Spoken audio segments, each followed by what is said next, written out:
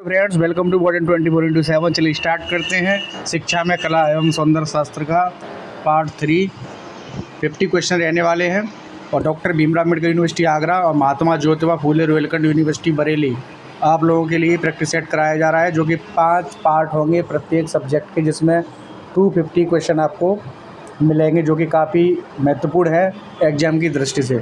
Channel पे बने रहें, नए हैं तो चैनल को सब्सक्राइब कर लीजिएगा। सब्सक्राइब कर लिया तो बेल आइकन को ज़रूर प्रेस कर दीजिएगा, जिससे कि आने वाले वीडियोज़ की नोटिफिकेशन आपको समय पर मिलती रहे। क्वेश्चन नंबर पहला है, उत्तर प्रदेश में कांच की चूड़ियों तथा कांच की सामग्री के लिए कौन सा जिला जाना जाता है? राइट आंसर हो जाएगा फिरोजाबाद। उत्तर प्रदेश का कौन सा शहर धातु के बर्तनों के लिए प्रसिद्ध है? तो ये हो जाएगा आपका मुरादाबाद।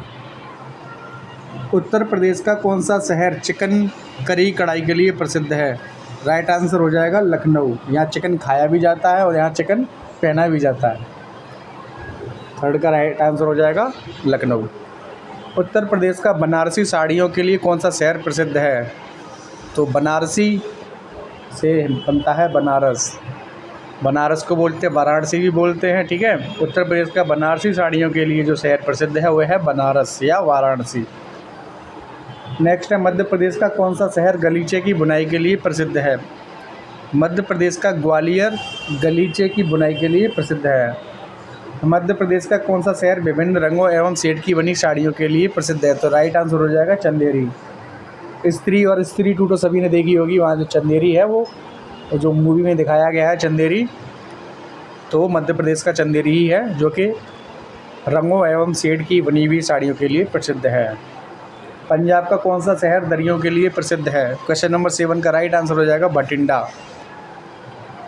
नेक्स्ट है, पंजाब में जूट के कार्य के लिए कौन सा शहर प्रसिद्ध है? तो राइट आंसर हो जाएगा मुक्तसर।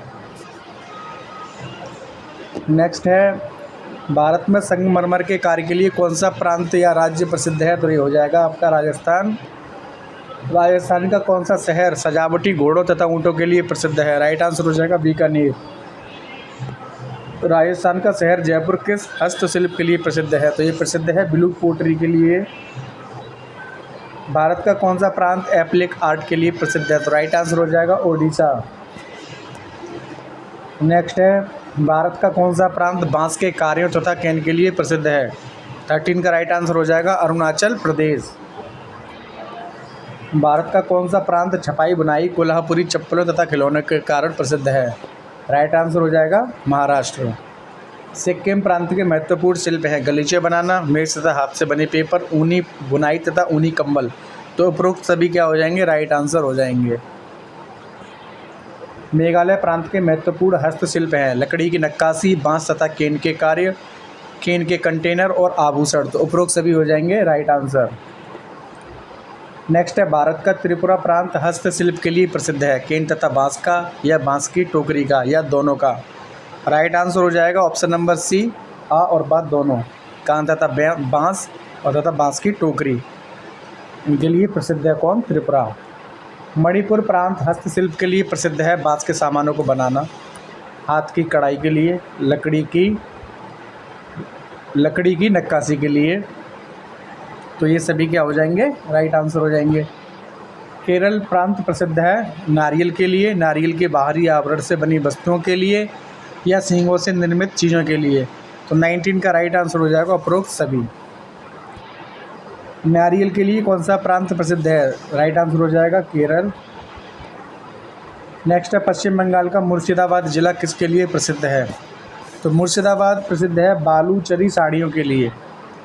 मुग़ल स्थापत्य कला की विशेषता है, क्या विशेषता है? तो इनके जो भवन और इमारतें होती हैं उनके अनुपात पर पूरा ध्यान दिया जाता था। इमारतों में अलंकरण एवं रचना में सुंदर समन्वय बनाया जाता था। इमारतों के साथ बागों का कार्य भी कराया जाता था, बागों के निर्माण का कार्य भी कराया जाता था। उपरोक्त सभी हो जाएंगे राइट आंसर। शिल्प कला किससे जुड़ी होती है? शिल्प कला जुड़ी होती है उत्पादन से। लकड़ी पर की गई कारीगरी कौन सा शिल्प कहलाती है? तो ये कहलाती है काष्ठ शिल्प। काष्ठ माने लकड़ी होता है। धातुओं पर की गई कारीगरी कौन सा शिल्प कहलाती है? तो धातु शिल्प हो जाएगा राइट आंसर। हैंडलूम के वस्त्र किस शिल्प का उदाहरण है? तो ये कताई बुनाई शिल्प का उदाहरण है। भारत में मुगल स्थापत्य काल किसके आगमन के साथ प्रारंभ हुआ था? 27 का राइट आंसर हो जाएगा आपका बाबर। बाबर के साथ प्रारंभ हुआ था मुगल स्थापत्य काल, ठीक है, बाबर के आगमन के साथ प्रारंभ हुआ था। परंपरागत से तात्पर्य है रूढ़ी, रूढ़िगत, रूढ़िगत को ही परंपरागत बोलते हैं। बंधनी या तंतु को बांधकर रंगने का शिल्प एक विलक्षण कला का रूप है। यह कला कहाँ की है? तो यह कला है गुजरात की। फुलकारी परंपरागत शिल्प है, कहाँ की है ये है पंजाब का। चित्रकला के कितने अंग होते हैं? 31 का राइट आंसर हो जाएगा 6। चित्रकला के 6 अंग होते हैं। सिंधु घाटी की सभ्यता है, राइट आंसर हो जाएगा ऑप्शन नंबर ए, ईसा के 2700 से 1700 वर्ष पूर्व की। 32 का राइट आंसर हो जाएगा ऑप्शन नंबर ए। पकाई ईंटों की सभ्यता किसे कहते हैं? तो सिंधु घाटी की सभ्यता को पकाई ईंटों की सभ्यता कहते हैं। सिंधु घाटी की सभ्यता के कितने स्तर हैं? तो 9 स्तर हैं सिंधु घाटी की सभ्यता के। नेक्स्ट है, हड़प्पा का मुख्य राजमार्ग कितना फीट चौड़ा था? 35 का राइट आंसर हो जाएगा ऑप्शन नंबर सी, 33 फीट चौड़ा। सिंधु घाटी की कला में चित्रांकन का परिचय मिलता है। मानव पशु आकृतियों के शिल्प एवं मोहरों से होता है। मानव पशु आकृतियों के शिल्प एवं मोहरों से होता है, ठीक है, ये परिचय मिलता है। और मिट्टी के बने बर्तन पर असंख्य अलंकरण हैं जिन्हें भांडा लेख भी कहा जाता है। महुआ और शिकारी द्वारा मृग का शिकार, फूल पत्ती, ज्यामिति आकार आदि इन पर कुशलता से अंकित हैं। उपरोक्त सभी हो जाएंगे राइट आंसर। सिंधु घाटी में कितनी मोहरें प्राप्त हुई हैं? सिंधु घाटी में मोहरें प्राप्त हुई हैं वही 1200 से अधिक। अशोक की दरबारी कला का उदाहरण है अशोक चक्र और अशोक स्तंभ, दोनों ही हो जाएंगे राइट आंसर। चित्रों को धातु लेपन एवं कीमती पत्थरों से सुसज्जित करने की जिस कला का आधुनिक युग में प्रादुर्भाव हुआ उसे क्या कहा जाता है? 39 का राइट आंसर हो जाएगा ऑप्शन नंबर सी, तंजावुर शैली। किस शताब्दी में तंजावुर शैली का प्रारंभ हुआ? तो 18वीं शताब्दी में तंजावुर शैली का प्रारंभ हुआ। तंजौर किसके लिए प्रसिद्ध था? तो ललित कलाओं के लिए प्रसिद्ध था और राजाओं के विलास की सामग्रियों के लिए, तो दोनों ही हो जाएंगे राइट आंसर। आधुनिक चित्रकला का प्रारंभ किसके द्वारा चित्रित चित्र से मानते हैं? राइट आंसर हो जाएगा रविंद्रनाथ टैगोर। नेक्स्ट है, मौर्य कला के पहले भाग के चित्रों पर किस काल का प्रभाव है? 43 का राइट आंसर हो जाएगा वैदिक काल का प्रभाव है मौर्य कला के पहले भाग के चित्रों पर। मौर्य कला के दूसरे भाग में क्या है? तो मौर्य कला के दूसरे भाग में अशोक का चित्र, दरबारियों का चित्र और अशोक के दरबार की कला जिसमें शिल्प लेख भी शामिल है। तो उपरोक्त सभी हो जाएंगे राइट आंसर। मौर्य समाज माना जाता है, मौर्य समाज कब से कब तक माना जाता है? तो मौर्य समाज जो माना जाता है ईसा से 4वीं से 2री शताब्दी पूर्व।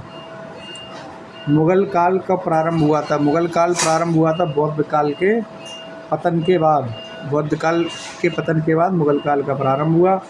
अकबर का बाबा था बाबर और अकबर के पिता थे हुमायूं। मुगल काल में भवन निर्माण में ध्यान दिया जाता था चमक दमक का, शान शौकत का, वैभव का, उपरोक्त सभी का, ठीक है।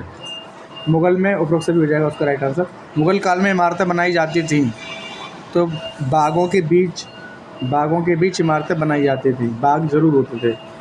भारत की प्रमुख शिल्प कला नहीं है, देखिए कास्ट कला है, कताई बुनाई है, गृह है, लेकिन भवन कला नहीं है। तो राइट आंसर क्या हो जाएगा?